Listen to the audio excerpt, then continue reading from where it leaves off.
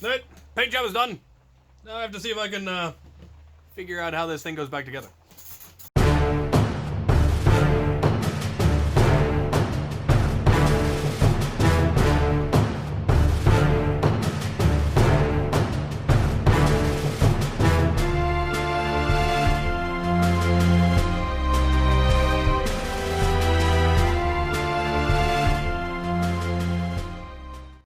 And there it is! Complete!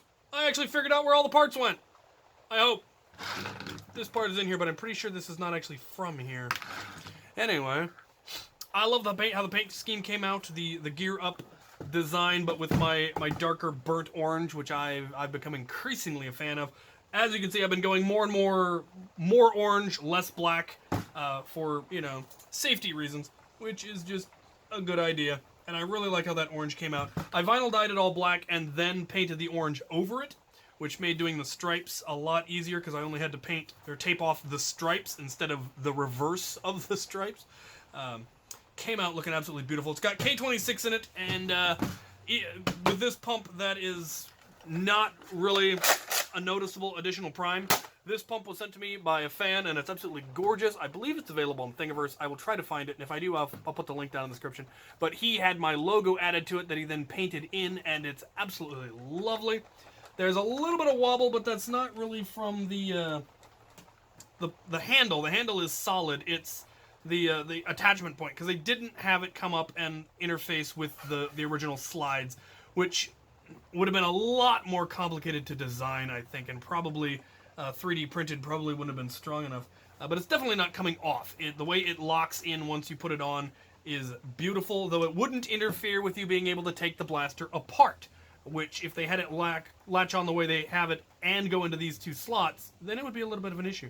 But they made it as long as they possibly could without interfering with this section of the stock, which is very, very nice, because it means you have a nice big grip, which I really like. You can hook your thumb over the front and not have any problem priming it. It also does have a little bit of a lip right here that really hasn't made that much of a difference as far as I can tell. But they've got it textured. It could be a little bit rougher, but like I said, you can get your thumb up there and it primes beautifully. Other than that, this thing, love it. Have the X-Strike logo on the top there. That only gets covered when you prime it. Hopefully it doesn't get scraped off. We'll see.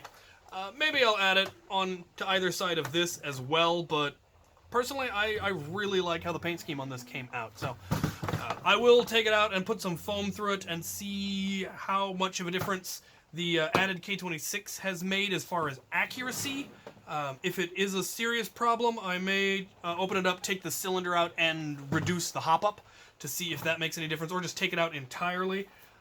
I'm less concerned with really long-distance shots and more wanting my mid-range shots to be extremely accurate, and I think if I take the hop-up out, the added power of the K26 will give me the range that I want and the accuracy. But we will see. I need to take it out and put some rounds through it and see how that works out. But I am really liking how this one came out. Let me know what you guys think. Let me know if there's anything you think I should add. One thing I do still want is I do still feel that this stock is too small, that it should have gone at least that much further down, and I'm hoping somebody eventually comes up with a 3D printed part that replaces this sling mount with an extended stock, or just replaces this whole part with a 3D printed part that comes down to at least here in one big graceful arc. Because it just, the way it is now, when you try to actually aim and shoulder it, it just wants to go up over your shoulder because the stock is too small to really get where you want it and be able to do anything but basically hip fire. So if you're trying to aim like you would, you know, actually properly shoulder it, then that's a problem. Though with something like this, it's kind of a spam blaster, what with being slam fire and 60 round capacity. I really like it. I'm looking forward to using it in future wars and events. I think it saw action at Afterworlds. Might have just been my Artemis. I don't know if I brought this to Afterworlds, but definitely will be taking it to Afterworlds in the future, because that is a decent ammo capacity. I'm pretty sure it did go to Afterworlds, and I'm pretty sure it did get used. But anyway, let me know what you guys think.